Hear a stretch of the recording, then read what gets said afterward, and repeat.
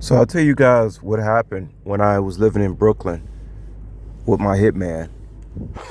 It's like, damn, y'all, they couldn't find nobody better than that. That's how, ain't no real people fucking with these people. But anyway, I just want to tell y'all what happened when Kenyatta. Now, Kenyatta had came out to see me. She said it was her first time on a plane. She was coming to Brooklyn, and she was coming to see me. Now, my hitman, they must have thought it was so funny because at this point, I had no idea that those two even knew each other. And I used to tell my hitman, I used to tell him that I suspected that Kenyatta actually had a crush on me for various reasons. And so when Kenyatta came out there, I remember I came out of the apartment because I was embarrassed to be living in the projects in the first place, right? Like that's really my cup of tea, right? Like that's the blood in my veins. Like can y'all imagine me in the projects? That's like what's them old movies? Ernest Goes to Jail. It's like Ernest Goes to the projects, some crazy shit. Pee Wee in the projects or some shit. I don't know. But so when Kenyatta came out to see me in Brooklyn, and I came outside to meet and greet with her, keep in mind I hadn't seen this girl in years at this point, right?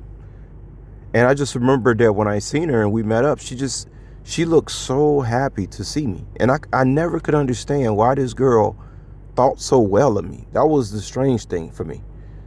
Like, it's one thing to, see your cousin and you ain't seen each other in a long time, but this girl was so happy. It was just a look on her face when she seen me. It was like she was like I was a celebrity or something. The way she looked, guys, remember, I've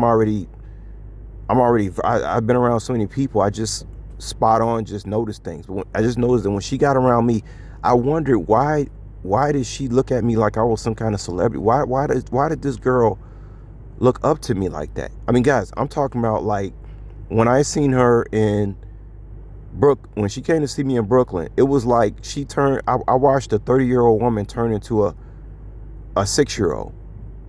Okay, that's the best way I can explain it to y'all.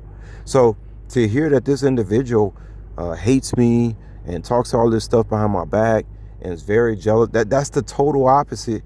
I mean, if I wasn't so wise, I would think this stuff is just not even true. Like, I don't even think the average bear out here could even believe any of this stuff that I've had to accept in my life. They just simply couldn't believe it. I mean, y'all who own this case, y'all lucky than a motherfucker to be on this case because y'all dealing with somebody that's really extraordinary, extra sensory, right? Dealing with some people that don't act like the average bear out here. I mean, it's gotta.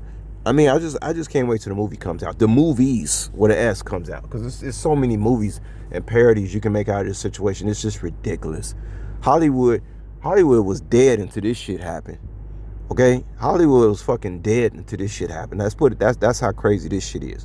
But anyway, just to wrap it up, guys. Yeah, I just remember just the way she looked at me when she said it was just like she looked at me like I was the greatest thing in the world to her. And I wondered why. I said, here's the individual. I haven't spent no time around this individual. Okay? You can count on one hand the amount of times I've seen this individual growing up. And I could not understand why she looked at, why did she look like, what was so big about me that she would look up to me like that? And then to hear that she doing all this stuff in the background, like, damn, what did she really want? You know what I'm saying? It's strange, yo. It's strange.